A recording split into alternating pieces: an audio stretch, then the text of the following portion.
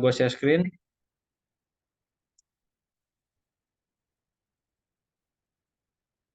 Oke, ntar isinya ya.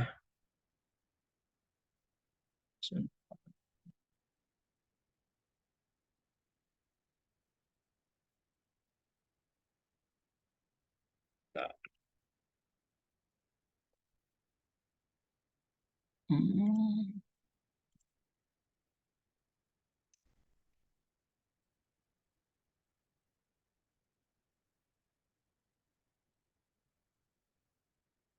Oke, nah ini yang gue dapat. Jadi pertama kayaknya nanti bakal soalnya itu kan kalian sama Mbak Maria tuh. Jadi kalau zaman gue kan sama Mas Jati ya. Jadi harus beda sih harusnya soalnya gitu. Kalau sama Mas Jati itu dia study case tapi nggak study case banget gitu. Nah, ini kan kisi-kisinya nih ya. Jadi asumsinya tuh nanti kalian bakal dikasih case, terus kalian kayak analisis apa based on metodenya gitu, apa yang tepat gitu. Nah, tapi mungkin sebelum itu gue coba dikit terkait hmm, coba jelasin dikit terkait TP itu di TP itu apa ya? Nah,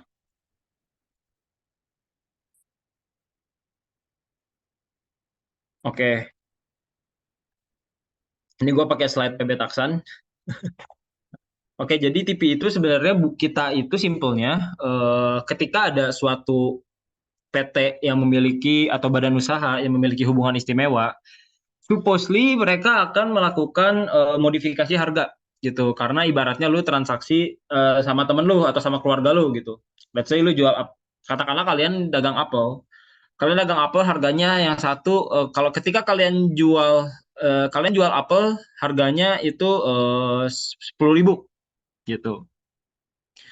Tapi kalau misalkan kalian jual ke teman atau ke keluarga kalian, itu harganya 9.000 gitu, katakanlah harga teman gitu. Nah, itu tuh yang kemudian menjadi concern dalam TP gitu. Nah, si TP itu, transfer pricing itu, kerap kali dianggap sebagai salah satu metode untuk meminimalisir beban pajak gitu. Loh, kata orang pajak, loh bos, harusnya kalau misalkan lu transaksi, ya kalau misalkan harganya apelnya 10.000, ya 10.000 dong gitu, nggak jangan jadi 9.000 gitu. Even though itu temen lu, atau misalkan even though itu keluarga lu gitu. Yang dalam hal ini teman atau keluarga itu adalah pihak yang memiliki hubungan istimewa. Dokumen transfer pricing itu adalah suatu penjelasan kepada pihak Direktorat Jenderal Pajak bahwa transaksi yang kita lakukan dengan pihak afiliasi itu sudah memenuhi prinsip kewajaran dan kelaziman dalam usaha. Biasanya yang jadi sengketa adalah penjelasan dalam transfer pricing documentation itu nggak masuk akal bagi DJP gitu. Nah, ini mungkin kita skip. Nah, yang biasanya itu harus kita analisis adalah transaksinya yang kayak gini nih. Misalnya penjualan barang, pembelian barangnya gitu. Terus pembelian aset berwujud gitu, misalkan mesin kayak gitu-gitu ya. Jasa, nah ini intragroup services. Udah gitu peminjaman bunga. Ini peminjaman bunga yang kayaknya nanti bakal ada juga di soalnya berdasarkan kisi-kisi. Nah, sebenarnya kita kalau misalkan disajikan suatu kasus TV gitu ya. Sebenarnya apa sih yang harus kita lakuin pertama kali gitu? Yang pertama kita harus mengidentifikasi dulu pihak-pihak yang bertransaksi ini berdasarkan analisis VAR. Mungkin kalian juga udah tahu analisis VAR itu apa.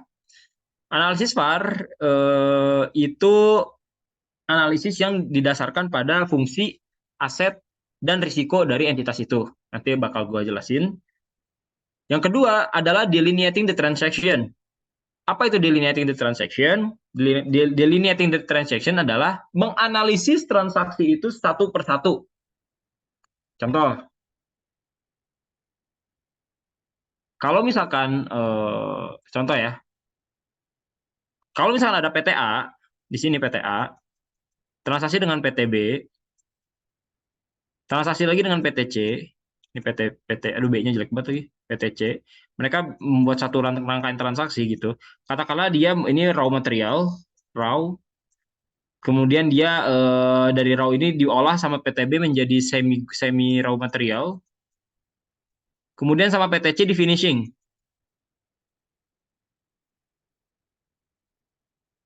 Nah, contoh gini ya, tiga transaksi yang berkaitan nih. Contoh lah mobil lah gitu ya, mobil. Contoh transaksinya transaksi mobil gitu. Transaksi mobil. Aduh, sorry ya guys. Transaksi mobil. Nah, contoh, misalkan PTA itu bertugas mengolah biji besi menjadi body atau spare part mobil. PTB itu memiliki tanggung jawab untuk merangkai gitu, merangkai si spare part mobil itu. Dan PTC bertugas untuk melakukan polishing atau misalkan untuk ngecat gitu ya, ngecat dari bodi mobil itu. Apakah kita menganalisis satu rangkaian transaksi atau satu-satu transaksinya kita analisis? Nah, jawabannya adalah satu-satu gitu, atau dengan pendekatan segregasi namanya gitu. Satu transaksi itu dibikin satu TV doc. Makanya nanti kalau kalian ketika udah misal let's say magang di TV gitu ya, kalian akan menemukan dokumen-dokumen TV yang sangat-sangat tebal, dan itu biasanya satu dokumen TV itu mencakup satu satu satu dokumen, satu transaksi gitu. Itu. Nah, kita lanjut.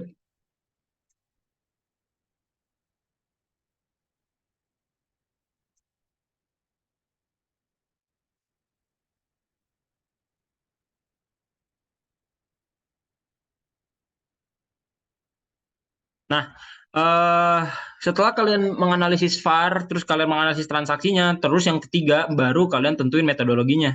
Biasanya banyak yang bingung. Biasanya kalian tentuin dulu metodologinya gitu. Yang benar itu pertama kalian analisis dulu atau transaksi yang ada di pihak afiliasi, analisis si pihak afiliasi itu berdasarkan VAR, dan yang ketiga baru kalian tentuin metodologinya gitu. Baru kalian hitung interkuartilnya. Nah, ini contoh analisis VAR gitu. Manufacturer itu ada tiga, ada fully fledged, contract, sama toll gitu. Kalau makin tinggi resikonya atau makin tinggi fungsinya itu pasti fully fledged gitu. Ini kalian harus bisa dulu analisis apakah si pihak afiliasinya itu fully fledged, contract, atau toll gitu. Pasti di soal itu disajiin gitu.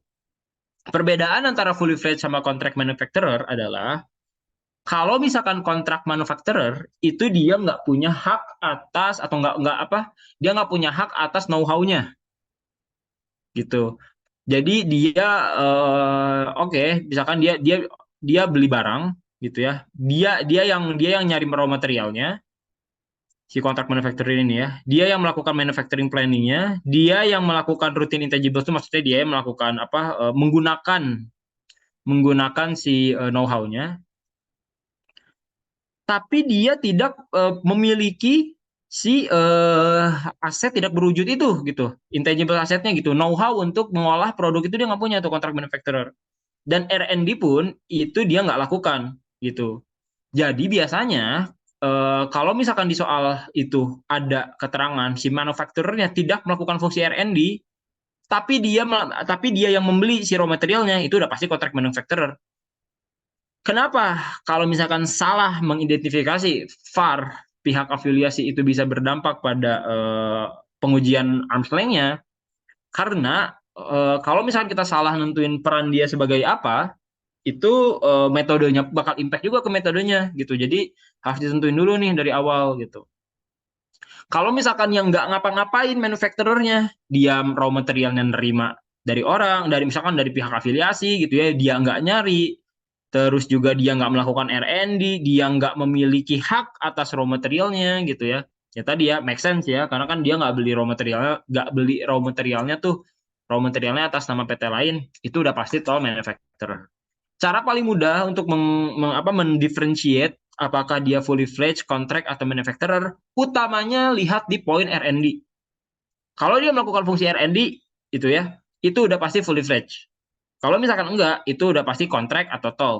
Sekarang tinggal dicari, apakah dia contract manufacturer atau toll manufacturer, dilihat apakah dia membeli materialsnya itu dari pihak afiliasi, atau dia cuma nerima, gitu. Enggak, dia beli yang nyari raw materialsnya, atau dia cuma nerima dari pihak afiliasi, gitu. Dia nggak nyari raw materialnya tuh. Gitu. Jadi cara paling gampangnya filter question pertama untuk kalian menentukan apakah itu fully fledged, contract dan toll adalah dengan cara lihat aja dulu dari R&D-nya, paling gampang nih. R&D-nya apakah dia melakukan fungsi R&D atau tidak, baru kesananya mengikuti. Kalau mau optimal, kalau misalkan mau optimal, nah semakin tinggi resiko, semakin tinggi juga dia akan mendapatkan return, gitu ya. Kalau risikonya makin tinggi, of course return dia akan makin tinggi. Ya iyalah gitu. Gua nih nanggung risiko paling banyak bos, gitu. Masa profit gua kecil gitu. Ini juga bisa dijadikan bahan analisis kalian ketika nanti di soal. Kemudian ada juga distributor. Distributor ini ada fully fledged, classic, dan commissioner dan commission agent. Cara paling gampang untuk menentukan apakah dia commission, classic sell, classic buy sell, atau commissioner, itu filter question paling gampang adalah lihat dari sini nih, price setting. Oke. Kalau misalkan dia memiliki wewenang untuk mengatur harga jual, gitu ya, maka itu sudah bisa dipastikan dia fully fledged distributor. Kalau misalkan dia tidak memiliki wewenang atas price setting, itu antara tiga ini, gitu. Nah, kemudian kalau misalkan dia memiliki dia punya gudang, gitu ya, dia beli dulu barangnya ke si pihak afiliasi, katakanlah di sini ada PTA. PTA ini dia ini manufacturernya, gitu ya. Kemudian di sini ada PTB, dia ini adalah distributornya, gitu, distributornya. Dia beli barang, PTA jual barang ke PTB. Di soal nggak tahu nih PTB ini distributor apa gitu, fully fledged, classic, atau komisioner atau commission agent. Ternyata ada info bahwa PTB itu memiliki wewenang untuk mengatur harganya berapa, harga jualnya berapa, dan ternyata PTB itu memiliki tanggung jawab untuk menyimpan inventory di gudangnya. Maka itu kembali lagi bisa dipastikan antara fully fledged atau nggak classic buy, gitu. Kalau misalkan secara sense, ketika PTB itu punya gudang dan dia beli, maksudnya dia beli ke PTA gitu ya, 100 gitu, 100 katakanlah 100 unit, kan nggak mungkin 100 unit itu dia jual semua ya kalau misalkan dia fully fledged gitu. Bisa aja dia cuma laku 20 gitu, 80-nya dia taruh di gudang gitu. 80 yang dia taruh di gudang itu kan dia punya risiko inventory itu. Bisa aja nanti barangnya rusak gitu kan, bisa aja turnover yang nggak tinggi gitu. Nah, itu juga bisa dipastikan bahwa dia adalah fully fledged distributor. Jadi filter question-nya untuk kalian menentukan apakah itu distributor, lihat dari price setting ya. Ini filter question paling gampang nih, price setting. Yang kedua, kalian bisa lihat dari inventory risk. Gitu. Apakah dia nyetok barang di gudang atau enggak? Gitu. Kalau misalkan dia punya gudang dan dia nyetok barang, bisa dipastikan antara fully fledged dan classic buy. Oke.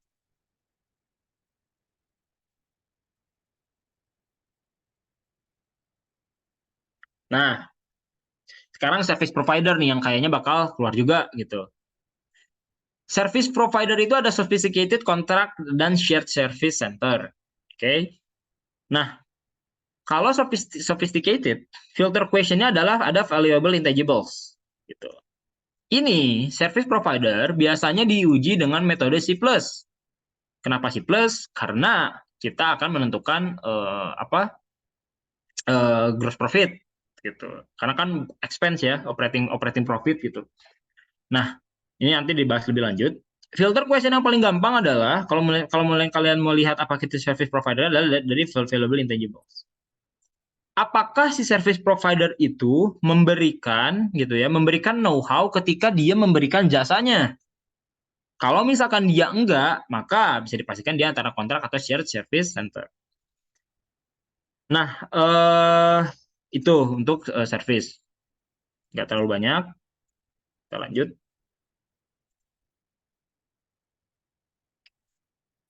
Nah, ini tadi ya udah dibahas. Ini jadi dia yang kalian bisa lihat juga di Anushka Baker.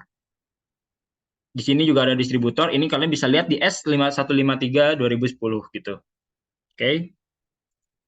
Nah, kalau kalian mau optimal, biar serasa tipidok, kalian ini bisa kalian ingat-ingat ya. Ini kan berdasarkan per 22 gitu. Nanti kalian di lembar jawaban bisa bikin tabel kayak gini, terus diisi nama wajib pajaknya apa siapa gitu ya. Terus kalian kalian checklist apakah dia melakukan fungsi ini, barulah kalian melakukan analisis transfer pricing. Jadi kalau better memang sebenarnya bikin tabel kayak gini untuk kalian bisa menunjukkan ke Mbak Maria kan gitu, Mbak.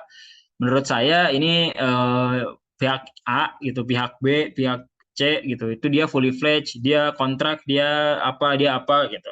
Dengan apa? Dengan kalian menyajikan tabel ini. Ini sedikit, kalian bisa lihat juga di lampiran-lampiran 22 2010 2010. Nah, fully fledged balik lagi misalkan nih fully fledged ini sebagai prinsipal. Ketika si fully fledged manufacturer itu beli bahan baku dari pemasok gitu ya, itu dia dia yang punya kepemilikan legalnya gitu. Sedangkan kalau misalkan license, nah dia nggak punya kepemilikan barang legal, tapi dia memiliki paten dan know-how. Kalau kontrak, dia beli bahan bakunya sesuai permintaan si pelanggannya. Jadi dia nggak dia beli ketika ada order aja gitu. Kontrak manufacturer itu juga bisa dijadikan filter question. Kalau toll manufacturer apalagi gitu. Toll manufacturer ini gampangnya kalau kalian ke tukang jahit deh gitu. Kalau misalnya kalian tahu Nike, Reebok gitu ya, mereka kan pernah bikin pabrik di Indonesia gitu ya, di Jawa Timur seingat gue atau di Jawa Tengah gitu.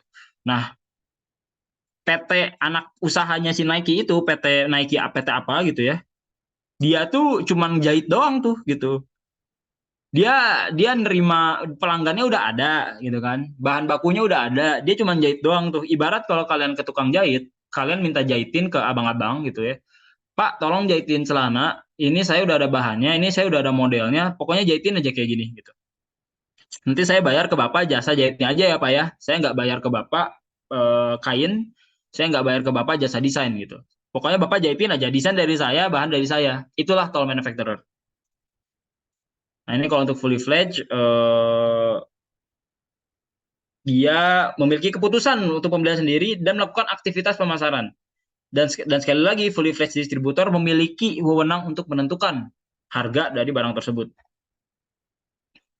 Nah, kalau limited distributor, dia memiliki memiliki si kepemilikan memiliki inventory itu, ketika dia beli, ya ketika dia beli barang dari PTA let's say, ya barang itu udah ketika dia beli ya udah atas nama si limited risk distributor itu gitu.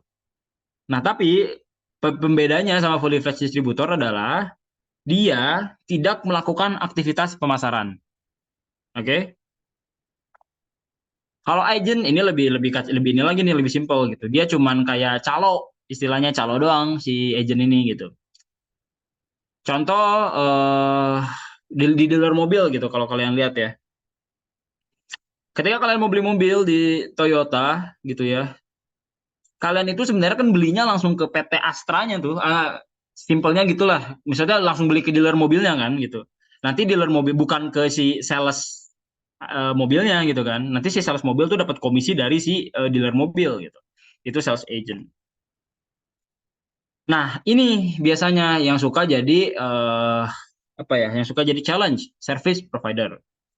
Service provider ini biasanya suka sulit untuk diukur. Cara ngukurnya gimana? Nah, nanti kita bahas selanjutnya, oke? Nah, kemudian ada tin capitalization rules. Sebenarnya tin capitalization itu apa? Gitu.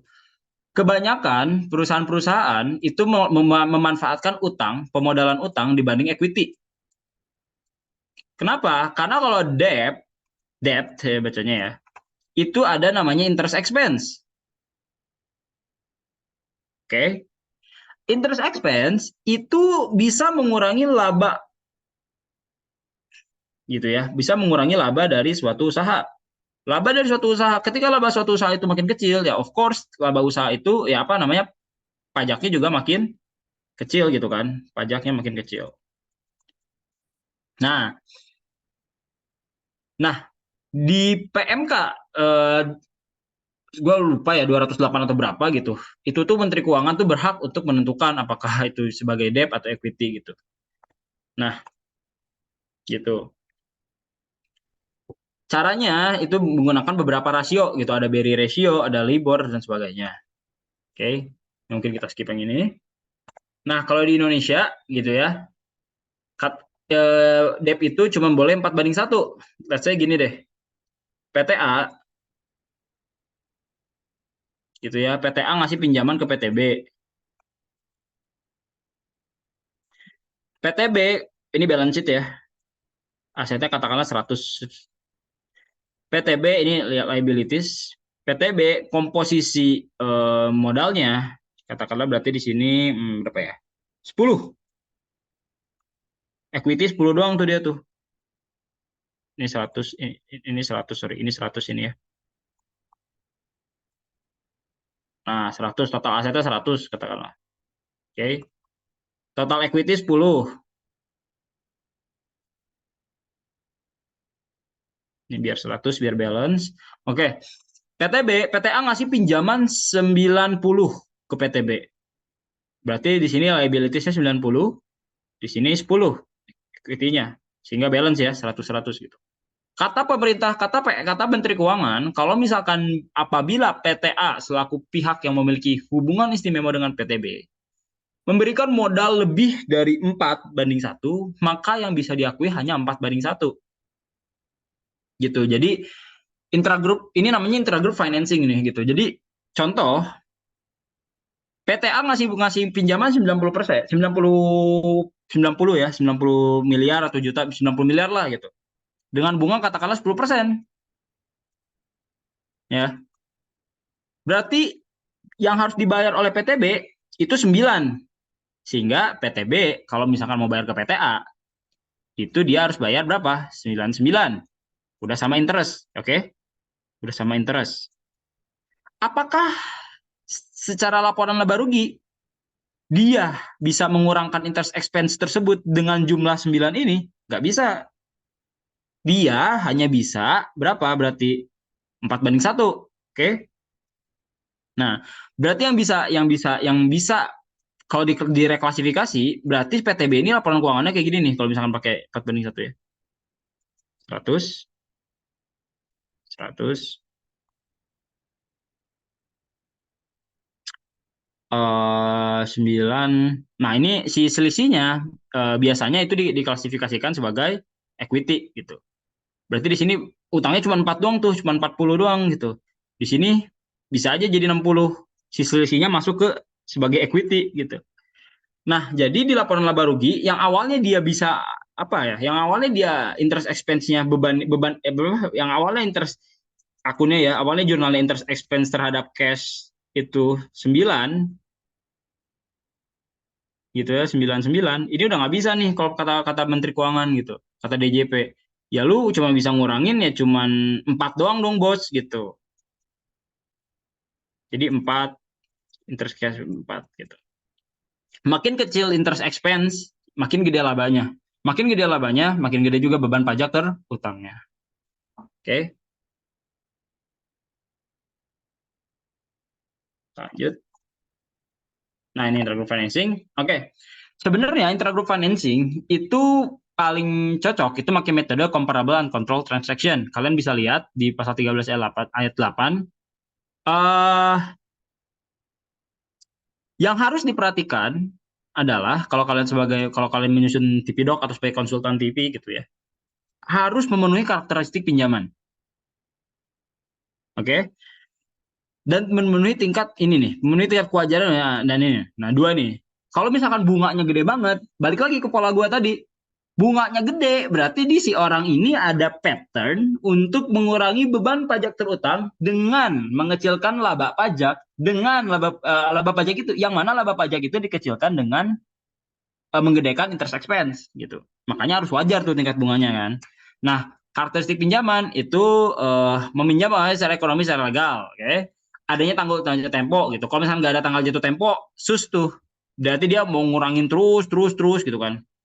Ada pembayaran jadwal ya kayak bank aja. Jadi transaksi pinjaman itu agar bisa legal agar bisa acceptable itu harus memenuhi karakteristik ini gitu. Jadi nggak boleh nggak gitu ya. Kalau misalkan enggak, itu ada indikasi profit shifting. Nah, kalian juga harus tahu perbedaan bunga dan perbedaan utang dan modal. Nah, kalau utang itu kan pasti returnnya dalam bentuk interest gitu. Kalau dividen itu dalam bentuk modal. Kalau modal itu returnnya dalam bentuk dividen. Nah, kalau misalkan bunga, ini katakanlah kita ngomongin laporan laba rugi ya, laporan laba rugi gitu ya. Di sini katakanlah ada revenue, terus di sini ada expense. Bunga itu tuh masuknya ke kolom expense, ke akun expense. Akun expense ini kan expense net profit kan, net profit. Terus di sini ada apa total tax-nya gitu kan, tax-nya berapa gitu. Kalau misalkan bunga itu lebih favorable untuk kita melakukan tax planning atau untuk meminimalisir beban pajak karena si bunga itu masuknya komponen expense. Bisa dimainin jumlah bebannya. Kalau misalkan dalam dividen itu after tax atau dalam laporan laba rugi biasanya setelah laba ditahan. Sebelum laba ditahan. Jadi net profit di sini kan ada return earning gitu ya. Return earning. Nah, dividen itu tuh setelah pajak, guys. Jadi kalau misalkan kalau misalkan kita mau minimalisasi beban pajak pakai skema modal, ya nggak ada ngaruhnya gitu, nggak ada ngaruhnya ke net profit gitu karena dividen itu dihitung setelah net profit. Sedangkan untuk menghitung pajak terutang itu berdasarkan net profit gitu kan. Jadi makanya banyak perusahaan-perusahaan dia melakukan meminimalisir beban pajak menggunakan utang. Nah, terus gimana sih Kak cara menganalisisnya gitu kalau ketika nanti gitu ya. Pertama harus diidentifikasi ke perjanjian pinjamannya, bisa terus dianalisis kelayakan kredit rating dan metodenya menggunakan metode CUT. Gitu ya. Internal CUT. Itu yang paling favorable untuk digunakan internal CUT gitu. Nah, CUT itu apa? Itu comparable uncontrolled transaction. Mungkin nanti kita bahas di bagian metode. Nah, udah gitu mencari pembanding, oke? Biar harusnya kalau misalkan nanti di UTS harusnya ada data pembandingnya tuh harusnya ya. Mungkin gue nggak tahu juga tuh. Nah, ini dulu deh ya. Oke, jadi gini guys.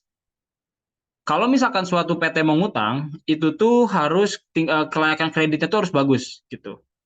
Kalau kelayakan kreditnya jelek gitu ya, itu dia nggak eligible untuk dikasih pinjaman harusnya gitu. Ibarat kita mau ngasih uang ke orang gitu, ngasih pinjaman ke orang, tapi kita tahu reputasi orang itu tuh kalau bayar utang nggak selalu lunas gitu. Ya harusnya nggak boleh dong dikasih pinjaman gitu kan. Nah, maka dari itu harus dilakukan credit rating. Biasanya ketika dilakukan analisis credit rating itu yang bikin orang bingung yang bikin Direktorat Jenderal Pajak bingung adalah kok PTA ini kredit ratingnya jelek tapi dia dikasih pinjaman gede sih gitu sama PTB-nya gitu sama induk usahanya gitu harusnya nggak boleh dong gitu kan suspicious nih gitu. Nah, oke. Pembanding internal CUP atau CUT itu benchmarkingnya kemana? Itu tuh bisa ke internal gitu ya. Ke internal itu maksudnya ketika gini nih, oke. Misalkan ini ada PT A, ada PT B, gitu ya. Di sini ada bank misalkan. Nah, Pembanding internal, misalkan PTB minjem ke bank, tapi dia minjem ke PTA juga. Oke, pembanding internal ya, internal COP atau COT. Ke PTA minjem 90, ke PTB pun minjem, ke bank pun minjem 90. Si bank ke PTB cuma ngasih bunga 3%. Sedangkan si PTA ngasih bunga 10%. Nah, ini kan sudah ada data internalnya nih. Harusnya itu nggak boleh dong 10% lu PTA gitu bebanin bunga. Lu harusnya 3% doang bolehnya tuh kayak ke si bank yang mana bank ini pihak independen. Itulah contoh penggunaan metode CUP. CUT. CUT ini mirip sama CUP, mungkin Mbak Maria juga sudah bahas gitu ya. Jadi mungkin gua nggak akan terlalu banyak. Nah, ini kita harus juga bisa analisis tingkat bunga itu dengan penggunaan cost of fund gitu. Harus jadi biaya bunga itu pasti harus selalu mengikuti pokoknya gitu. Kalau misalkan pokoknya kecil tapi bunganya gede, itu nggak masuk akal. Kalau misalkan bunganya kecil tapi pokoknya besar, itu mungkin masih masuk akal gitu. Tapi kalau bunganya kecil, bunganya besar, pokoknya kecil, itu tuh nggak masuk akal.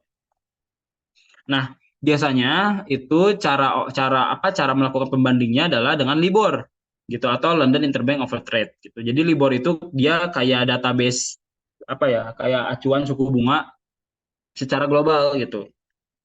Misalkan berdasarkan LIBOR itu berdasarkan LIBOR itu rate bunga itu biasanya 4% gitu. Tapi si PTA, misalkan si PT pihak afiliasi nawarinnya 10% gitu. Nah, ini nggak sesuai sama LIBOR nih gitu. Jadi nggak make sense.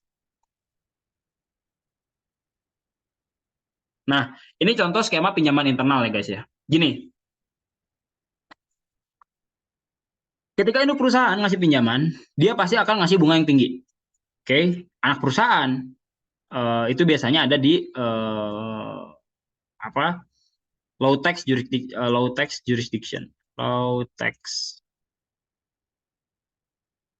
Nah, ini kayaknya biasa ya skema ini. Jadi yang ini nih yang biasa jadi problem. Dia menggunakan back to back loan. Back to back. Back to back. Nah, kalau misalkan kalian analisis, harusnya kan tadi gue bilang ya, kalau misalkan analisis transfer pricing itu harus transaksi per transaksi. Dia ini si anak perusahaan ini ngakalinnya adalah dengan minjem ke bank independen. Oke. Okay? Jadi si anak perusahaan karena dia udah transaksi sama pihak independen, ya udah nggak ketahuan secara analisis transfer pricing. Tapi gitu ya, tapi si induk perusahaan ini ikut-ikutan nih gitu. Biar jadi si anak perusahaan dia pura-pura ke bank independen gitu ya. Saya ini perlu dana sebesar USD katakanlah 90 juta gitu ya, 90 million gitu, 90 million gitu. Padahal ini si anak perusahaan ini nggak perlu-perlu banget nih 90 juta gitu. Bank sebagai pelaku usaha perbankan ya tentu senang gitu ya, ada orang minjem ke bank gitu, dan karena kan dia akan mendapatkan income berupa bunga gitu. Nah, setelah si bank analisis, ternyata anak perusahaan ini gak eligible untuk dikasih uang 90 juta US dollar. Kenapa gak eligible? Karena mungkin pertama si anak perusahaan ini revenue-nya mungkin nggak sebesar ini gitu, dan dia khawatir kalau misalkan si anak perusahaan ini nggak bisa bayar pinjaman 90 juta ke bank. Oke. Okay? Nah, masuklah induk perusahaan gitu ke transaksi ini. Bank independen bilang ke anak perusahaan, kalau misalkan lu mau 90 juta dari gua, apa yang bisa lu jaminin ke gua gitu. Aset lu aja kurang dari 90 juta gitu. Lu mau ngejaminin apa ke gua? Disitulah masuk induk perusahaan. Bro, gua ini temannya si anak perusahaan. Ini revenue gua nih, gua sebagai induk perusahaan, gua punya revenue sebesar misalkan let's say ya, 1 billion gitu, 1 billion USD gitu. Bisa nih gue nih ngagunin aset, misalkan ada plant, property, equipment. Gua ada kok, ada aset gua ini ada 500 gitu, ada 500 miliar, 500 juta USD gitu. Tolong ya kasih ke anak perusahaan untuk kemudian anak perusahaan itu minjem ke lu gitu. Kata bank independen oke gitu. Lu jaminannya ya, jaminan kreditnya lu ya. Dia bilang ke sini nih. Oke, jaminan kreditnya lu ya, induk perusahaan ya. Lu eligible lah gitu untuk apa? Untuk kayak begini-begini gitu. Gua bisa melihat dari laporan keuangan lu itu lu 1 miliar. Ngasihlah bank independen pinjaman gitu kan. Karena dia pihak independen dan ini anak perusahaan itu karena dia pihak independen, maka nggak suspicious nih. Nggak perlu dilakukan analisis transfer pricing karena bukan transaksi sama hubungan istimewa. Ini berjalan normal, oke? Ngasih bunga, bunganya masih dalam rentang wajar, pinjaman juga ngasih 90 juta. Ya, itu dikasih gara-gara tadi yang induk perusahaannya ngasih jaminan kredit. Tapi induk perusahaan nggak cuma diem, gitu ya. Ketika anak perusahaan itu membayar guarantee fee ke induk perusahaan, inilah yang kemudian menjadi problem, oke? Inilah yang kemudian menjadi problem. Kenapa? Ketika anak perusahaan itu membayar guarantee, jadi guarantee fee itu gitu. Gini nih, ini tuh ibarat uang terima kasih kepada induk perusahaan karena udah ngebantu si anak perusahaan untuk mendapatkan pinjaman gitu. Jadi ibarat rasa terima kasih lah ke induk perusahaan gitu. Makasih ya induk perusahaan gitu lu udah bantu gua meyakinkan bank untuk mendapatkan pinjaman 90 juta. Guarantee fee ini biasanya nggak wajar ngasihnya gitu. Jadi guarantee fee kan ini guarantee fee ini kan expense ya guys ya. Jadi di sininya udah oke, di sininya yang nggak oke gitu. Jadi ketika dia membayar guarantee fee, itu biasanya rate-nya itu bisa 10 sampai 20% mungkin. Inilah yang kemudian di-challenge dan harus dibuatkan TP-Doc. Ini yang namanya back to back loan. Back to back loan gitu ya. Jadi at least harus ada 3 pihak. Di sininya mah nggak problem, oke?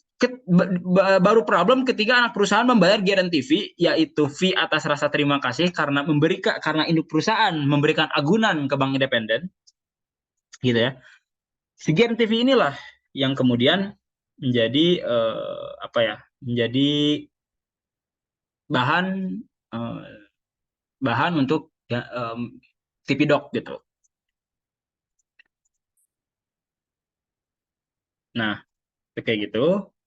Nah, kemudian dari intragroup services gitu. Intragroup services ini itu harus memenuhi ini bisa lihat di per 22. Jadi jasa itu bisa dikatakan sebagai jasa kalau misalkan dia bukan duplikasi, dia bukan shareholder activity, dia memberi apa? Dia memberikan manfaat yang tidak direncanakan dan semata-mata anggota passive association. Nah, kalau misalkan nih ada PT, ada 3 PT, ada 3 PT gitu ya, 3 PT. Dan di sini ada PT yang khusus untuk memberikan jasa A, B, dan C. Tapi jasa yang dikasih sama dia adalah jasa gak jelas yang untuk kepentingan pemegang saham. Misalkan jasa apa ya? Jasa jasa jasa sewa mobil mewah, misalkan sewa mobil mewah. Sewa mobil mewah gitu ya. Si jasa sewa mobil mewah itu ternyata gede banget gitu. Wah, itu udah nggak bisa nih, udah apa, udah pasti disengketakan gitu. Terus duplikasi dari jasa gitu ya. Duplikasi itu maksudnya adalah jasanya tuh kayak terus-menerus dikasih gitu. Jadi kayak rutin dikasih gitu. Padahal kalau secara sense, kalau kalau kalian pakai jasa ke dokter, misalnya kalian ke dokter gitu ya. Kalian kan mungkin nggak dalam rentang waktu dekat gitu kan makainya gitu kan. Nggak terus-terusan pakai jasa dokter itu kan gitu. Jadi kalau misalkan udah ada indikator-indikator kayak gini itu udah nggak bisa. Nah, ini adalah choice of methods.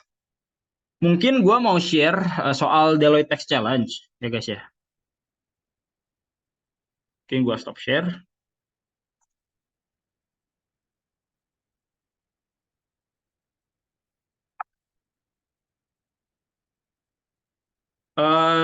sorry, ini kita sampai jam berapa ya? Siapa? Vilo. Kalau di Jepang sampai jam 6 Kak, 2 jam. Jam 6 ya. Oke. Coba deh gua coba ini. Oke, mungkin sampai sini dulu ada yang mau ditanyain nggak, guys? Barangkali. Atau oke? Pak Sabian, gue mau nanya Kak. Ya, gimana? Em, jadi kemarin tuh sempat dapet soal dari mata kuliah lab pajak. Itu kan bahasnya soal transfer pricing juga. Nah, di soalnya itu salah satunya kita disuruh bikin VAR analisis gitu Kak. Suara gue jelas nggak ya Kak? Ya, masuk masuk. Nah, terus kita disuruh bikin VAR analisis berdasarkan S153 itu. Nah, Oke. kebetulan gue baru ngerjain itu kayak 2 jam sebelum pengumpulan, jadi gue nggak baca lagi S153-nya gitu. Jadi kayak kalau misalnya menentukan karakter usaha fully fledged atau kontrak atau tol gitu ya gue langsung lihat dari dia ada R&D dulu atau enggak kayak yang gue bilang tadi. Nah, Mm. tapi dia tuh di soal kayak gini Kak. Em, anak perusahaannya ini, anak perusahaan yang satu grup afiliasinya ini, itu tuh dia menjual barang ke pihak independen, tapi dia tuh memperoleh bahan bakunya itu, raw materialnya itu dari perusahaan induknya gitu Kak. Dan nanti si em, konsumen dari barang-barang yang diproduksi sama anak perusahaannya ini itu bakal dijual ke pihak-pihak yang berelasi dengan perusahaan induk Kak, tapi Oke. tidak dalam satu lingkup grup usaha. Nah, itu konsumennya udah dari situ semua Kak gitu. Jadi kayak lo nggak punya konsumen lain gitu. Konsumen lo itu cuma dari perusahaan yang punya hubungan sama gua gitu. Tapi tidak di dalam satu grup afiliasi.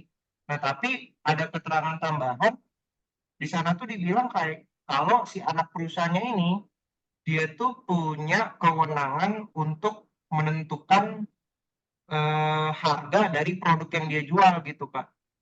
Nah, menurut Kak Sabian, itu tuh dia termasuk menanggung resiko pasar atau enggak ya, Kak? Kalau misalnya posisinya kayak begitu. Atau resiko pasarnya itu minimal, Kak? Oke. Berarti ini mau apa konfirmasi terkait posisi yang pertama yang distributor terus yang manufakturernya gitu ya. Mau lebih ke mau konfirmasi kayak resiko pasar yang dia tanggung kalau misalnya skema transaksinya seperti itu, dia tuh menanggung resiko pasar atau tidak menanggung resiko pasar sama sekali, atau resiko pasarnya itu minimal, Kak? Oke. Dia dia jual ke konsumen yang udah ditentukan kan? Iya, dia jual ke konsumen yang ditentukan kayak dari perusahaan induk perusahaannya gitu, Kak. Oke, berarti itu risiko pasar. Dia nggak boleh jual ke yang lain. Nggak ada dikasih keterangan nggak boleh jual ke yang lain sih, Kak. Cuman keterangannya itu seluruh konsumennya berasal dari pihak yang mempunyai hubungan dengan si induk perusahaan. Oke. Nah, kalau kayak gitu, itu berarti dia market risk-nya minimal gitu. Dan itu harusnya distributornya itu classic sell by atau kalau itu berdasarkan Indonesia Baker ya. Tapi itu resiko pasarnya minimal sih. Distributor fungsi itu. Kalau misalkan di VAR analysisnya gitu. Gitu. Nah, itu kan pertanyaan risiko pasarnya ya gitu. Nah, sekarang pertanyaan keduanya, apakah dia itu tadi dia ada kewenangan untuk menentukan harga nggak? Ada ya? Ada, Kak, ada. Ada. Oke. Nah, terus sekarang dia beli barangnya, terus dia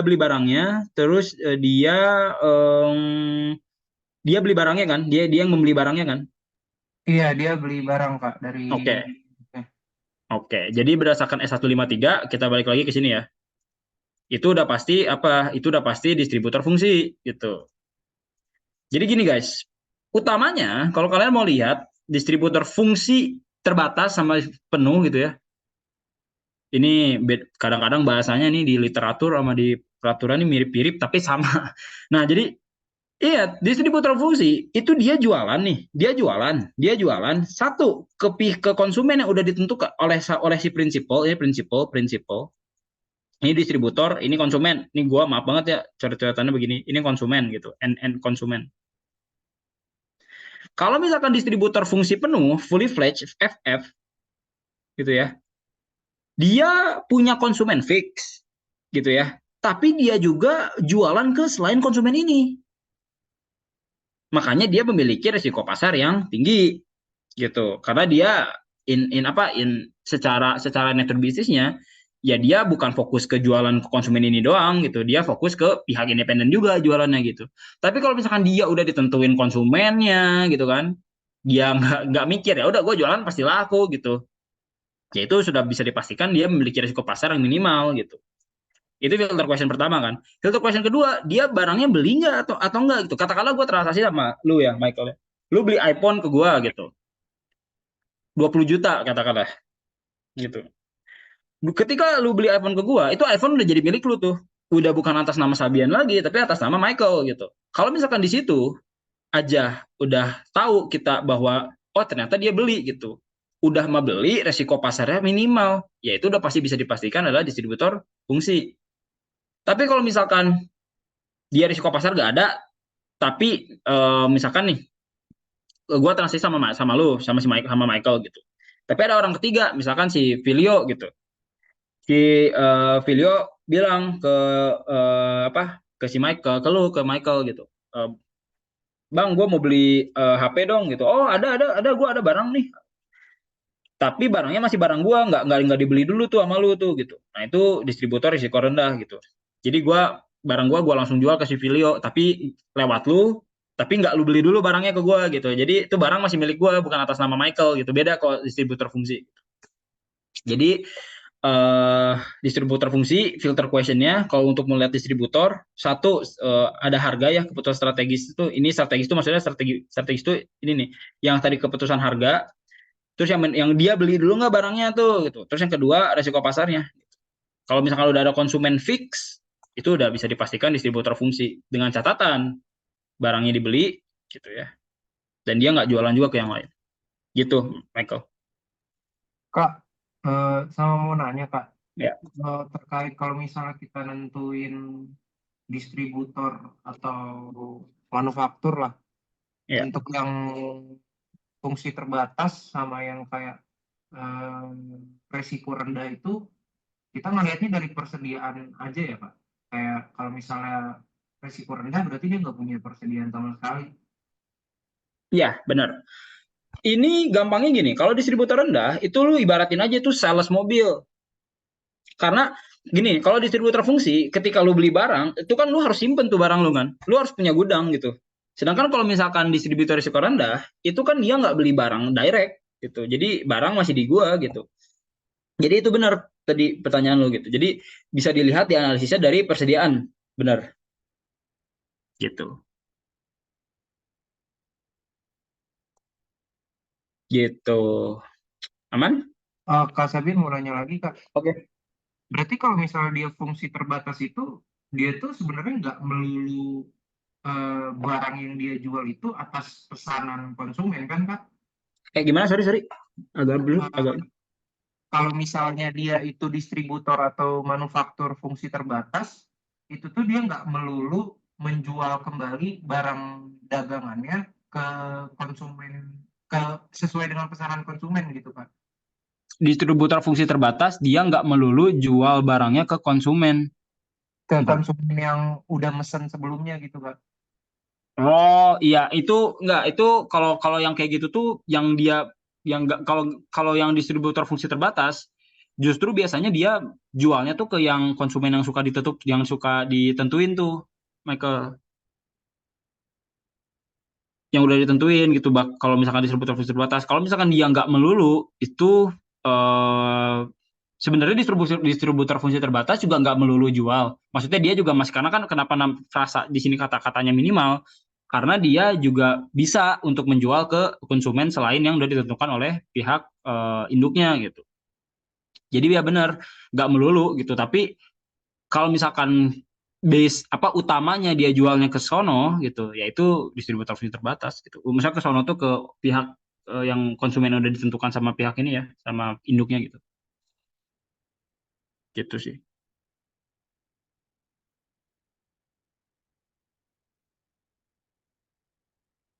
Ada lagi atau masih belum clear nih? Kak, mau mastiin Kak, berarti kalau dia ini distributor fungsi terbatas, oh jangan ngomong distributor dulu Kak, misal kayak kontrak manufacturer, dia tuh Ya. berarti akan menjual barangnya itu, produknya dia itu hanya kepada konsumen yang sudah memesan atau sudah ditentukan, atau dia bisa jual ke selain konsumen itu Pak berarti. Kontrak manufacturer itu dia akan menjual ke pelanggan yang dia nggak melulu jual ke pelanggan yang udah ditentukan.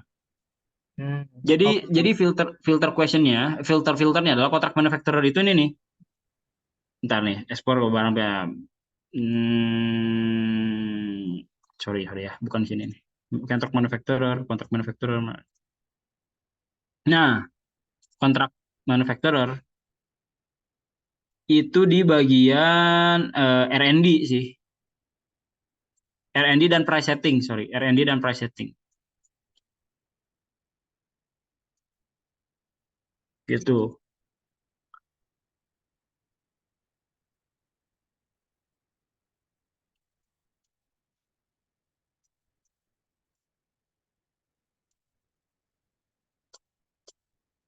Jadi apa ya? Kontrak manufacturer itu dia menjualnya itu nggak benar tadi ya. Maksudnya nggak fokusnya, memang fokus utamanya nggak selalu ke pelanggan yang yang udah ditentuin oleh prinsipal. Dia bisa gitu. Tapi utamanya dia menjualnya ke pihak yang udah ditentukan sama prinsipalnya gitu. Beda sama fully fledged. Kalau fully fledged itu dia jualnya ke siapa aja gitu, ke semua PT. Contohnya nih kayak gini. Tuh ya. Dia dia jual ke pihak independen, iya. Dia jual ke pihak afiliasi, iya gitu. Sedangkan kalau manufacturer ini kan ada dua nih, dia jual ke pihak afiliasi dan ke sini gitu. Kan kalau ke pihak afiliasi pasti laku, kalau ke pihak independen kan nggak mungkin laku, apa bisa aja nggak laku kan. Makanya dia ada resiko pasar. Nah kalau misalkan license itu ini hanya berdasarkan license saja. Jadi dia jualnya ke pihak independen, tapi dia beli license-nya dari pihak afiliasi gitu. Itu license manufacturer. Kalau kontrak manufacturer, dia itu utamanya gitu. Utamanya dia hanya menjual ke konsumen yang udah ditentukan oleh si induknya. Makanya di sini bagannya dia itu jualnya ke siapa? Coba ke si prinsipal yang mana pihak afiliasi gitu. Biasanya kontrak manufacturer itu prinsipalnya nih ini ya, bisa prinsipalnya ini ngasih ngasih ngasih desain gitu. Bro, bikinin bikinin ini dong gitu. Siap gitu kan. Pemasoknya dia nyari pemasok sendiri ya kan. Beda sama toll manufacturer ya. Toll manufacturer tuh udah dicari, udah ada tuh bahan bakunya. Dia nyari bahan baku sendiri. Misalkan dia minta minta bikinin apa sepatu, speknya spek spek apa spek Nike gitu ya, spek Nike gitu. Dia bikin sepatu, bahannya dia yang cari sendiri, tapi barangnya itu jualnya itu pasti ke pihak afiliasi utamanya gitu. Dia itu seharusnya nggak boleh jual ke pihak non afiliasi karena kan dia udah dikontrak sama si prinsipalnya gitu kan, berdasarkan namanya aja udah kontrak manufacturer kan. Jadi ketika dia jualan tuh pasti laku tuh karena si prinsipal pasti beli gitu. Gitu Michael. Jadi apa ya? Dia itu jualnya ke pihak afiliasi. Beda sama fully fledged yang mana dia jual ke pihak afiliasi iya, ke pihak independen iya. Kalau di sini kan bisa dilihat nih, dia kan pasti dibeli sama si prinsipal tuh barangnya kan. Oke? Okay? Oke Kak, kasih Kak. Iya. Jadi pembedanya adalah kontrak manufacturer itu lu ke tukang jahit, ya kan? Tukang jahit itu kan pasti dibeli sama kita tuh ya kan? Tapi si tukang jahit sendiri tuh yang nyari bahan bakunya tuh. Kontrak manufacturer tuh dikontrak sama prinsipal gitu. Dia utamanya menjual ke prinsipal gitu. Urusan jualnya ke siapa si prinsipal ya urusan prinsipal gitu. Tapi secara secara posisi kita sebagai manufaktur itu ya menjual barang jadi pasti laku barang kita gitu. Karena pasti dibeli sama prinsipal gitu. Gitu. Oke, ada lagi? Kak, mau nanya dong, Kak. Oh iya, siapa nih? Rizky, Kak. Oke, tikus ya? Iya, tikus, Kak. Jadi Ya, gini, boleh. Kak. Kemarin Ya. tuh dapat soal juga. Hmm. Jadi ada sebuah manufaktur itu, dia tuh nggak fully fledged dan nggak kontrak. Berarti kan dia license kan, Kak.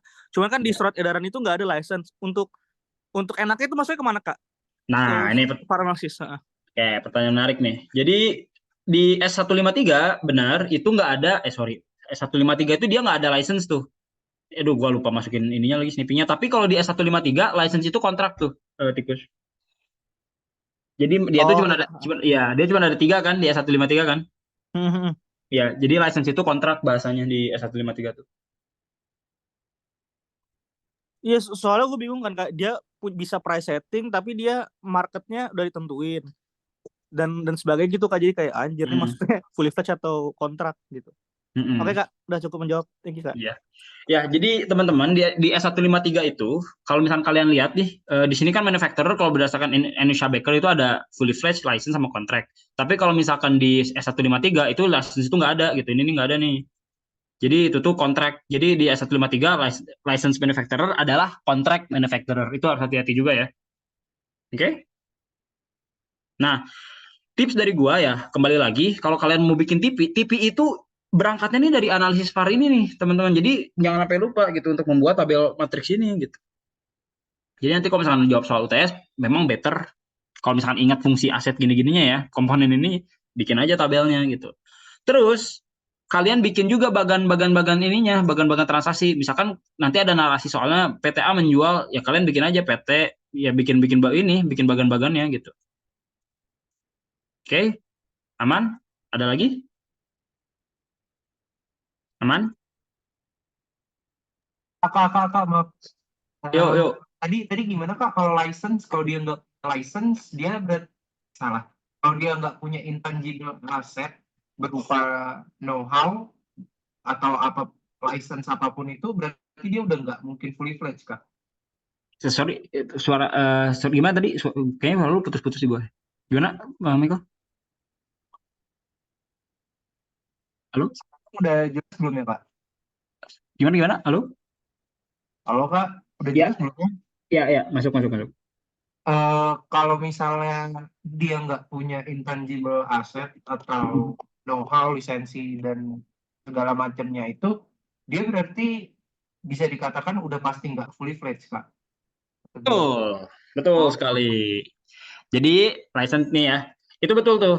License manufacturer, gini, namanya ini license namanya license-nya.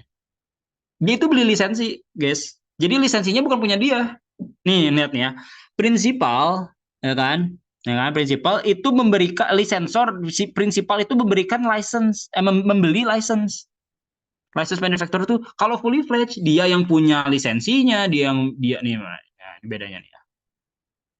Ah, ya, nggak ada kan transaksi dia beli lisensi kan, ya kan? Di bagian ini coba lo lihat dah, nggak ada kan? Nah, R&D itu pada sudah ada, dia melakukan aktivitas R&D juga gitu. Dia nggak beli tuh lisensi ke siapa-siapa gitu. Karena apa? Ngapain gua beli? Orang gua punya lisensinya sendiri gitu kan. Sedangkan kalau misalkan license manufacturer, dia ini pengen produksi, tapi dia nggak tahu cara produksinya gitu. Dia pengen produksi, dikatakanlah lu mau produksi Nike gitu ya. Lu bisa produksi, tapi lu nggak punya lisensinya gitu. Makanya lu beli lisensi ke Nike Amerika gitu. Itu namanya license manufacturer. Jadi kalau misalkan fix nggak punya dan dia beli lisensinya, entah itu ke prinsipal atau ke pihak afiliasi, itu bisa dipastikan license atau contract manufacturer ya kalau di S153 ya. Itu teman-teman.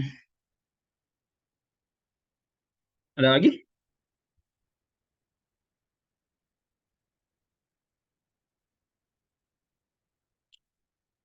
Aman, aman, aman. Aman, aman. Aman ya. Oke deh, kalau misalkan kayak gitu, gua anggap aman. Sekarang kita coba mengerjakan soal daily text challenge. Ntar, gua cari dulu ya, 5 menit. Ini kita sambil ini aja ya, maksudnya kayak dua arah aja.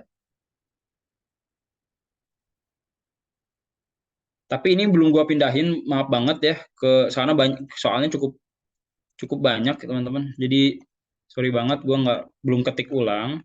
Jadi kita baca aja ya bareng-bareng. Kalau misalkan soalnya case tadi dan kita apa dan kita itu udah membahas mencoba case tadinya Deloitte Tech Challenge, harusnya insya Allah bisa ya. Oke, gua share screen. Nah, ini waktu itu ini slide DTC gua. Oke, gini nih, lihat nih ya. Kita baca bareng-bareng ya soal DTC. Kepencet anjir. Nah, 65% bobotnya. Nih, kalian pasti bingung awalnya karena narasi bentuknya. Kalau misalkan narasi, ini ingat ya tips trik gua. Kalau misalkan narasi, coba kalian visualisasikan, guys. Nah, nah, jadi ini kan narasi nih, PT Hajia, pusing. Kalian bikin narasi aja, PT Hajia Manufacturing, bla bla bla, subsidiary of Hajiako gitu. Hajiako ini berarti apa? Hajiako Jepang gitu kan. Berarti ini apa? Ini beda negara gitu kan, transaksi gitu. Jadi divisualisasikan ya, biar kalian gampang ya. Oke. Nah, kita baca bareng-bareng. PT Hajia Manufacturing Indonesia didirikan tanggal 1 Januari 1999. PT Hajia Manufacturing Indonesia itu adalah anak dari Hajia Co. Ltd. Jepang atau Hajia Japan.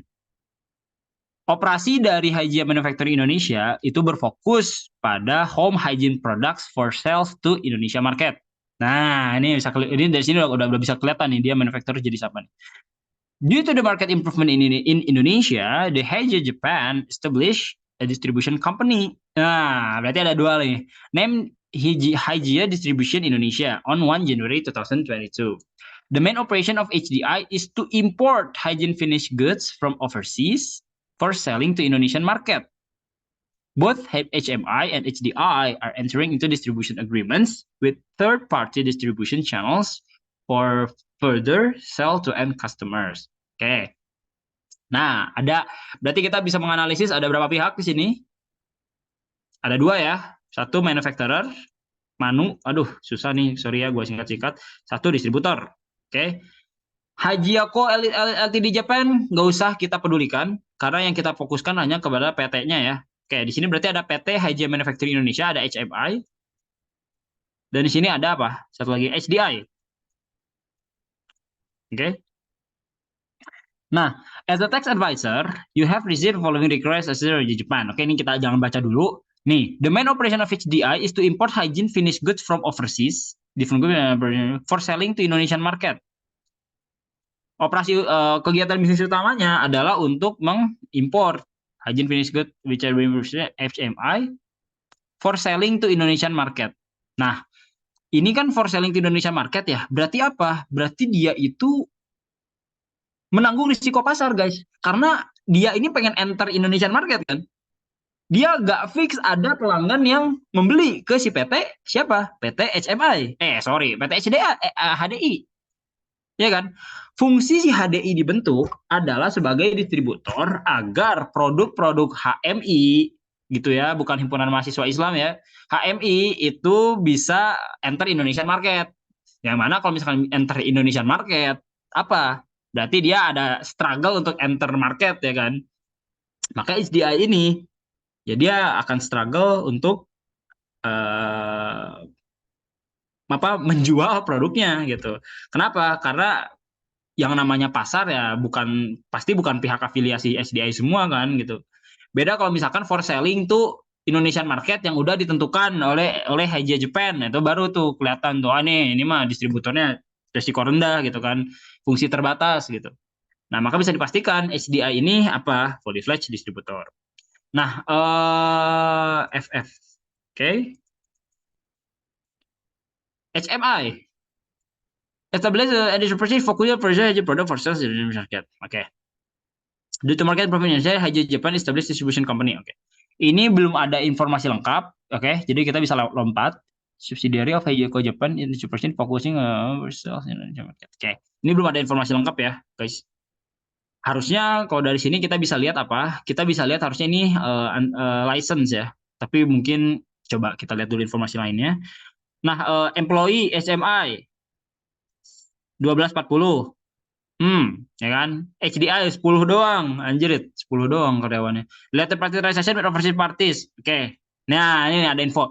Purchase of raw materials for manufacturing. Royalty payment. Nah, ya kan? Coba, menurut kalian, ini HMI ini apa nih? Dia beli barangnya, tapi dia membayar royalti ke Haijia Japan. Coba, dia beli barang sendiri, terus dia bayar royalti. Ini yang apa nih? Yang banyak jawab nih.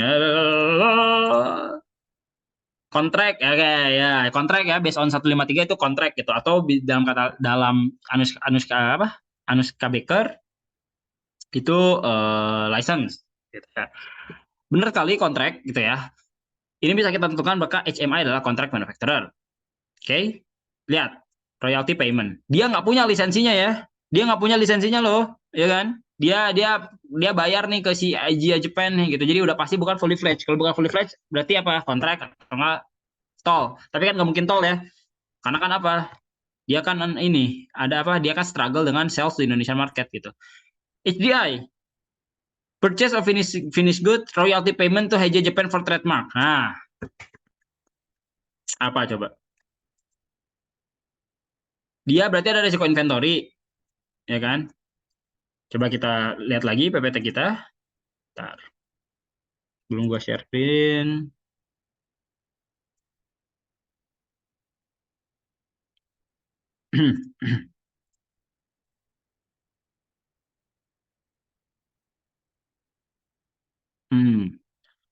Nah, kita balik lagi ke PPT. Oke. Tadi gua share screen aja deh. Nah, tadi si HDI itu dia apa? Dia beli barangnya ya kan? Berarti dia ada risiko inventory, oke? Terus juga dia ada royalty payment. Nah, kalau misalnya kita balik ke sini, ya kan? Ada apa? Pemanfaatan harta tidak berwujud, gitu kan? Nah, sorry. Nah, tapi kan dia tidak, tapi jangan kecelek, kan dia hanya royalty payment doang ya. Dia nggak melakukan R&D atas royaltinya, gitu. Jadi dia memanfaatkan R&D, dia memanfaatkan tapi tidak melakukan R&D sampai dengan penjualan barang jadi, gitu. Jadi kalau untuk yang ini, yang si HDI itu adalah fully fledged manufacturer, oke? Dia menanggung risiko persediaan, dia menanggung risiko pasar, dia memanfaatkan harta tidak berwujud, dia melakukan fungsi sampai dengan penjualan barang jadi, meskipun dia nggak melakukan fungsi R&D. Ingat, HDI ini fungsinya untuk apa? HDI ini dia pengen enter Indonesian market ya. Oke? Nah, ini it's not by HMI and Japan management that since HMI was established most recently some of the distribution. Oke, ini nggak terlalu penting. Based on discussion with Japan, there's a possibility of tracing the sales of good activity. This is to minimize some key challenge such as complication and process sales. Ini restrukturisasi bisnis. Kalau gue lihat di kisi-kisi sih nggak ada gitu ya. Ini juga restrukturisasi bisnis, oke? Jadi yang kita mau fokusin adalah please advise potential application business restructuring dan propose appropriate business characterization. Nah, ini kita menganalisis VAR-nya, terus kita menganalisis metodologi TP-nya, oke? Yang sesuai dengan kisi-kisi gitu. Karena kalau kita bahas business restructuring kayaknya nggak keburu juga. Ingat ya, tadi tips gua, kalau misalkan ada soal kayak gini, divisualisasikan dulu gitu ya. Sorry, aduh. Kita mulai. Aduh, ini ada foto ini lagi. Ini kayak pilar one. Oke. Gua share. Kurang lebih itu kan kayak gini ya. HMI bayar royalti, HDI bayar royalti, finish good dia beli dari Haijin Japan. Biar gampang divisualisasiin kayak gini. Sekali lagi visualisasikan.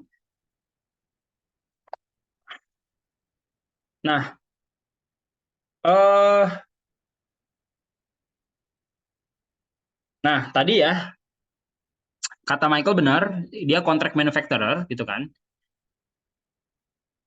Ini dianalisis pakai apa nih? Pakai matriks pair 22 nih. Jadi biar gampang tuh kalian kan. Nah, ingat tahap pertama lihat transaksinya, lakukan VAR-nya, baru tentukan TP methodnya. Nah, delineating transaction itu menganalisis transaksinya satu-satu guys. Jadi nih, panah ini, panah 1, panah 2, itu tuh kalian satu-satu tuh kalian uji pakai metode TP yang sesuai gitu. Jadi bukan satu gini di satu gitu jadi satu dokumen bukan tapi satu saja panah ini satu gitu panah ini satu ini kalau ke third party enggak ya sorry maksudnya yang ke apa affiliated doang panah ini satu transaksi diuji ini diuji gitu jadi berdasarkan transaksi PTHM ini grup Hygiene Japan at least harusnya ada 4 TP doc gitu ya oke. Kita lanjut. Harusnya gue dapet takjil dari Kostaf nih. Nah, terus. Oke. Pembelian finish good dari PT HMI ke Hygiene Japan itu paling tepat adalah menggunakan metode TNMM atau cost plus. Ini jangan ini salah ya. Maksudnya kayak ini cost plus itu kalau misalkan ada data yang ini, jadi cost plus ini. Jadi ini lebih ke TNMM. Nah, kenapa TNMM? TNMM itu untuk menganalisis net margin. Net margin, yang mana net margin itu kan adalah revenue kurang OPEX gitu kan. Kurang OPEX, kok OPEX sih? Kurang apa ya? Kurang HPP gitu ya. COGS terus dikurang OPEX. Kemudian dapat apa namanya? Net margin. Nah, ketika membeli finished goods dari Hygiene Japan gitu ya, otomatis ini kan akan mempengaruhi HPP si PT HMI, ya kan? Nah, HPP of course akan mengaruh ke net margin, ya kan? Kalau net marginnya di HPP-nya nggak make sense, pasti net marginnya kepengaruh tuh, gitu ya. Jadi paling cocok menggunakan TNMM. Nah, lanjut. Manufacturer biasanya kalau nggak pakai cost plus, pakai TNMM. Kalau misalkan CUP itu produknya yang memiliki komparasi yang sangat-sangat mirip batu bara atau komoditas biasanya. Kalau ini biasanya cost plus. Kalau apa barang-barang yang selain komoditas gitu ya. Oke. Nah, kalau misalkan distributor itu biasanya pakai metode resale price method. Resale price method itu best to test resellers with no substantial value. HDI ini dia itu kan beli barang yang udah di packaging, repackaging dan bla bla bla tuh dari si HMI gitu kan. Jadi paling tepat sebenarnya resale price method. Beda kalau misalkan si HDI ini dia selaku distributor dia juga yang nge-packaging, nge-repackaging dan nge-labeling gitu. Baru nggak bisa tuh pakai resale price method. Kalau misalkan kayak gitu, baru itu bisa pakai apa namanya TNMM. Nah, terus terkait pembayaran royalti. Nah, pembayaran royalti. Jadi gini, kalau pembayaran royalti itu apa? Pembayaran royalti itu biasanya pakai CUP. Royalti, bunga gitu ya. Itu biasanya pakai comparable transaction. Kenapa demikian? Karena royalti ini biasanya CUP itu kan memerlukan barang syarat menggunakan CUP itu kan si barangnya tuh harus similarnya tuh ke tingkat kemiripannya tinggi gitu. Sedangkan kalau royalti biasanya barang yang kita manfaatkan untuk kemudian kita bayar royalti biasanya tingkat kesebandingannya juga tinggi tuh. Misalkan nih memanfaatkan know-how atas misalkan atas license gitu kan. Ya license kalau kita bandingin menggunakan license Nike sama license Adidas ya namanya license ya mirip-mirip lah gitu kan produknya gitu kan ya license gitu bayar lisensi gitu kan ya mirip-mirip harusnya gitu jadi makanya itu bisa pakai CUP dan biasanya royalti itu menggunakan metode CUP. Itu udah 3 transaksi itu kita analisis. Nah, ini udah pilar 1, Mon B, udah BEPS 2.0, enggak relevan ya. Jadi gitu, guys. Barangkali ada yang mau ditanyain?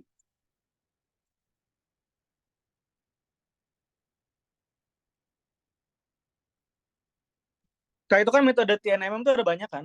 Ada operating margin, ROA Ya, sama net cost plus ya kalau nggak salah. Itu tuh ya. dipakainya kapan aja Kak? Untuk A- masing-masing cara. Oke, ada ya. TNM itu ada net cost plus. Nah, itu tuh tergantung sama nih gue share screen Excel. Itu tuh tergantung sama data yang ada. Oke.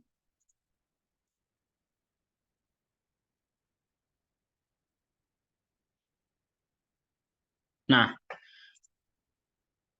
biasanya net cost plus itu untuk produsen atau manufacturer.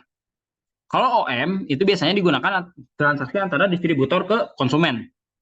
Filter questionnya itu tuh. Jadi kalau misalkan lu mau pakai TNMM atas transaksi afiliasi manufaktur, ya pakainya NCP. Tapi kalau misalkan lu mau pakai metode TNMM atas transaksinya pihak afiliasinya distributor, pakainya OM. Oke? Oke Kak, thank you. Ya. Kenapa OM? Karena kalau NCP itu net cost plus, itu tuh dia menghitung HPP tuh guys. Jadi kan salah satu ininya kan nih, operating income total cost of goods sold plus operating expense kan. Manufaktur itu kan cost gedenya itu di HPP tuh dia tuh. Akuntansi biaya tuh. Makanya dia paling relevan menggunakan NCP gitu. Kalau misalnya distributor makanya operating margin. Oke? Karena kalau HPP itu, kalau distributor itu dia ketika beli barang, kan barangnya udah jadi, barang itu nggak dia olah sedemikian rupa gitu kan. Makanya HPP-nya pun simple. Misalkan beli HP 100 gitu, HP udah jadi 100 gitu kan. Kan nggak diolah-olah-olah sehingga HPP-nya menjadi 1.500 gitu kan. Pastinya gedenya kalau distributor itu di operating margin. Pasti datanya lebih banyak terkait di operating margin. Misalkan kalau gua sebagai distributor, pasti operating margin gua itu datanya lebih komprehensif dibandingkan data HPP gitu kan. HPP kan mungkin gua cuma beli barang doang gitu. Kalau misalnya gue sebagai distributor, mungkin di laporan laba rugi gue itu banyak terkait biaya marketing, biaya agen, biaya komisi, biaya bla bla bla gitu kan. Sedangkan kalau misalnya gue manufaktur, pasti di bagian HPP gue itu banyak banget cost untuk membuat barang. Contoh misalkan untuk membuat mobil, ada biaya spare part, biaya cat, biaya roy apalah segala macam, biaya know-how gitu-gitu. Oke, biaya variabel Oke Kak, thank you. gitu. Oke, sip. Oke. Oke, ini mungkin ada last info ya, guys, buat kalian. Kalau misalkan transaksi, ini sebenarnya dari soalnya pajak juga. Eh, Kalau misalkan di luar rentang kewajaran, itu nggak memiliki. Kalau misalkan NCP-nya di luar, kalau misalkan kalian nguji nanti di soal gitu, terus kalian menghasilkan NCP yang berada di rentang kewajaran, di luar rentang kewajaran, maka itu tidak memiliki motif penghindaran pajak atau tidak merugikan negara. Kenapa? Karena NCP yang makin tinggi itu menyebabkan laba pajak pajak yang makin tinggi. Pajak yang makin tinggi, iya, gitu. Sedangkan kalau misalkan NCP-nya rendah, nah itu tuh yang jadi pertanyaan gitu. NCP-nya rendah, berarti di situ ada motif penghindaran pajak, gitu. Jadi HPP rendah di pihak yang kalau misalkan HPP-nya rendah, contoh gini nih, misalkan ada PTA, di sini ada PTB, transaksi, dia adalah low tax, dia low tax jurisdiction, dia ini high tax jurisdiction. Biasanya high tax jurisdiction itu adalah prinsipal ya, prinsipal itu biasanya domisilinya di mana? Di negara maju, oke? Yang low tax jurisdiction biasanya di mana? Di Vietnam gitu kan, kayak gitu-gitu kan, manufaktur di Vietnam gitu-gitu. Nah, biasanya kalau misalkan HPP-nya rendah di luar rentang kewajaran gitu ya, itu berarti apa? Profit dia akan semakin tinggi gitu. Dengan profit yang makin tinggi berarti apa? Pajaknya makin tinggi. Contoh kalau misalkan NCP-nya itu dia contoh HPP-nya berdasarkan perhitungan, misalkan ini revenue 1.000, ya kan? Ternyata NCP-nya berapa persen misalkan. Contoh, mana nih untuk PLI, Profit of Indicator. Nah, makin gede profitnya, makin gede persentasenya, berarti makin gede profitnya tuh. Berarti kalau misalkan berdasarkan NCP, dia ternyata, di situ kan tadi 7-12% ya. Misalkan di sini dia cuma 200. Nah, berarti kan udah di atas rentang tuh. HPP cuma 200, berarti laba 800, laba kotor. Laba makin gede apa? Pajak makin gede. Ya orang DJP akan senang gitu kan. Jadi kalau misalkan NCP itu berada di luar rentang, maka pajaknya akan berakibat pada net profit yang makin akan berakibat pada gross profit yang makin besar dan net profit yang makin besar, maka itu akan memberikan kontribusi pajak yang lebih besar. Sebaliknya, kalau misalkan di bawah rentang kewajaran, yaitu profitnya kalau di bawah rentang, berarti kan profitnya lebih kecil tuh, persentasenya lebih kecil, profitnya lebih kecil, maka penghasilan kena pajaknya akan lebih kecil, maka bisa dinilai ada motif penghindaran pajak. Gitu, itu mungkin tambahan dari gua. Nah, so far sampai sini mungkin ada pertanyaan sebelum kita mau maghrib juga? Atau clear? Nah, itu tadi yang indikasi memiliki penghindaran pajak sama enggak itu cuma jadi nambah argumen kita doang kan untuk memperkuat standing kita. Ya, betul. Oke, ada lagi?